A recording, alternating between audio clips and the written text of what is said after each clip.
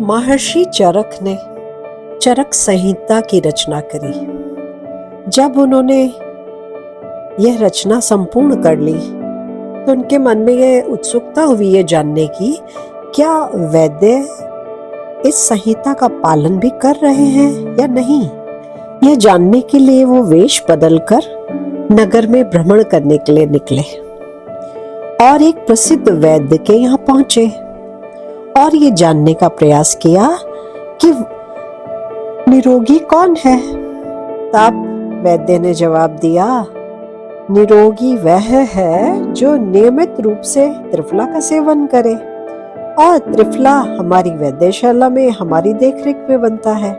इस प्रश्न का उत्तर सुनकर ऋषि चरक को बहुत निराशा हुई। वह वहां से निकल गए। फिर वो एक और वैद्य के पास गए।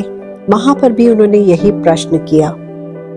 वहां पर भी उन्हें ये उत्तर मिला कि जो नियमित रूप से च्यवनप्राश का सेवन करता है वह स्वस्थ है। महर्षि चरक इन उत्तर से प्रसन्न नहीं थे। वो धीरे धीरे शहर से बाहर नदी के किनारे आकर बैठ गए। तभी नदी में स्नान करने के लिए वाग्भट जी आए। महर्षि चरक ने फिर वही प्रश्न किया, कोरुक कोरुक कोरुक, अर्थात निरोगी कौन, निरोगी कौन, निरोगी कौन। इस प्रश्न को सुनते ही वाग्भट जी ने उत्तर दिया, हित भुक मित भुक ऋत भुक। यह सुनते ही महर्षि चरक को बहुत प्रसन्नता हुई कि वाग्भट जी ने उनके दिए ज्ञान को सही प्रकार से समझा है। अब यहाँ ये समझने की बात है कि हित भुक मित भुक ऋत भुक का तात्पर्य क्या है। हित मतलब जो हितकारी हो, अर्थात हमें वह भोजन ग्रहण करना चाहिए जो हमारे शरीर के लिए हितकारी हो। मित भुक अर्थात जितनी आवश्यकता हो उतना भोजन ग्रहण किया जाए। ये नहीं कि आपकी मनपसंद के रसगुल्ले आ गए तो आपका पेट भरा है तो भी आप 4 रसगुल्ले खा लें, तो वह आपके स्वास्थ्य के लिए हानिकारक होगा। इसी प्रकार ऋत भुक, ऋत मैंने ऋतु के अनुसार जो खाद्य पदार्थ हमें प्रकृति दे, हमें उनका सेवन करना चाहिए। इसका एक और तात्पर्य भी है।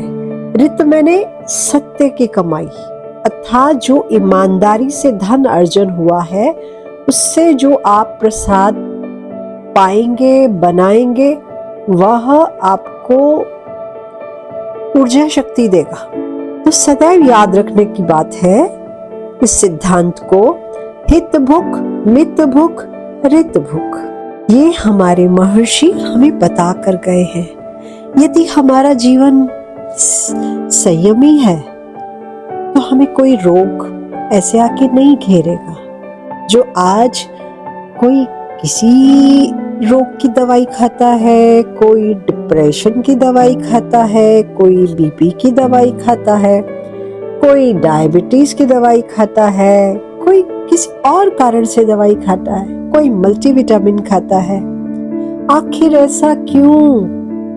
हमारा जीवन इतना असंतुलित क्यों? हम अपनी जीवा पर नियंत्रण क्यों नहीं कर पाते? हम जो प्रसाद बनाते हैं वो क्यों नहीं हम संयम से, प्रेम से, प्रार्थना के साथ बनाते? यदि हम ऐसा करें तो आपको कोई रोग होगा ही नहीं।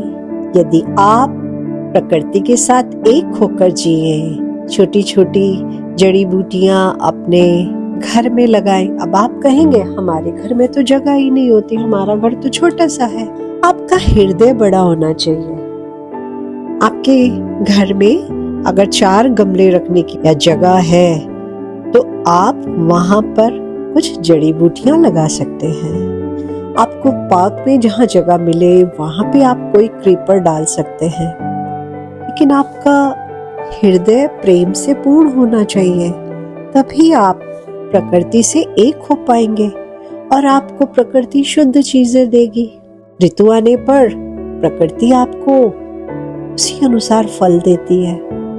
अब देखिए सर्दियां आई हैं तो प्रकृति आपको इतने सुंदर अमरूद दे रही है, सेब दे रही है, केला दे रही है, चीकू दे रही है, शरीफा दे रही है, पपीता दे रही है।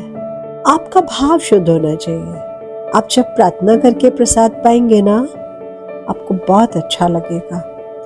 आप इसे करके देखिए। प्राचीन समय में ऐसा नहीं होता था कि कोई ऐसा रोग हो गया, वैसा रोग हो गया, नहीं होता था, क्योंकि आप भोजन मर्यादा से बनाते थे, अन्न पैदा करते थे, प्रार्थना करके करते थे। आज भी उस मर्यादा की कमी नहीं है, सिर्फ आपके जागरूक होने की जरूरत है, लयबद्ध होने की जरूरत है। आप अपने को सही कर लीजिए, सब कुछ अच्छा हो जाएगा। आपकी सारी सराउंडिंग्स प्रेम से परिपूर्ण हो जाएंगी। एक बार करके देखिए। आपने अपने खाने को रिप्लेस कर लिया, किससे? चाइनीज फूड से, इटालियन फूड से। आपके देश में, आपके प्रांत में, आपके क्षेत्र में कैसी ऋतु है? क्या आपका इलाका गर्म है या ठंडा है? और कौन सा अन्न पैदा होता है? वही आपके शरीर के लिए हितकारी है। यदि आप दूसरे देशों की नकल करके कोई प्रसाद पाएंगे तो वो आपको फायदा नहीं करेगा, वो आपको नुकसान करेगा। अब आप ये सोचिए, जिस क्षेत्र में बाजरा बहुतायत से हो रहा है, उस क्षेत्र में यदि बाजरे का सेवन होगा तो आपको बहुत लाभकारी रहेगा। अब यदि साउथ इंडिया में सांभर चावल या इसी प्रकार डोसा, इडली खाया जाता है, तो वहां का ऋतु उस अनुसार है। अब जिन उत्तर भारत के क्षेत्रों में साग भाजी होती है सर्दियों में, तो वो ऋतु के अनुसार आपके लिए लाभकारी है।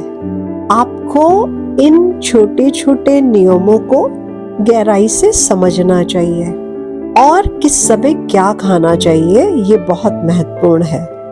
अब आप ये सोचिए कि जब गर्मियां होती हैं और जब लू चल रही होती है, बहुत गर्मी पड़ती है, तो आप तरबूज खाते हैं और तरबूज खाते ही आपको इतनी ठंडक मिलती है और आपको लगता है कि मेरी शरीर को थोड़ी राहत मिल गई, क्योंकि गर्मी बहुत है, जल तत्व कम होता जाता है क्योंकि पसीना बहुत आता है। अब वही तरबूज आप दिसंबर की ठंड में खाएं तो क्या वो आपको लाभ करेगा? वही आम जो आप मई जून में एंजॉय करते हैं और वही आम आपको दिसंबर में दूसरे राज्यों से, देशों से प्राप्त होता है, तो आप अगर उससे पाएंगे तो क्या वो आपको लाभकारी होगा? यह विचारणीय बिंदु है। जब सर्दी आती है तो आप गर्म वस्त्र धारण करते हो, गर्मी होती है तो आप सूती वस्त्र धारण करते हो। इसी प्रकार भोजन की मर्यादा का भी पालन करना चाहिए। ये नहीं कि रात को आपने उठाया कोल्ड ड्रिंक और ले लिया या कुछ और आपने सेवन कर लिया, वह अनुचित है। आपको जल कैसे पीना है, भोजन कैसे करना है, कैसे सोना है, ये बहुत महत्वपूर्ण है। इसे समझने का प्रयास करिए। जब आप इन बिंदुओं पर ध्यान देंगे तो आपको अपने अंदर एक अलग ऊर्जा महसूस होगी। आप अपने को बहुत ऊर्जावान महसूस करेंगे, हर कार्य बहुत कुशलता से कर पाएंगे। एक बार प्रयास करके देखिए और जानिए इस नियम को। हित भुक मित भुक रित भुक, हित भुक मित भुक रित भुक। इस सिद्धांत को सदैव अपनी आंखों के सामने रखिए और अपने जीवन को अनुशासित तरीके से जीने का प्रयास करिए। आपको बहुत अच्छा लगेगा।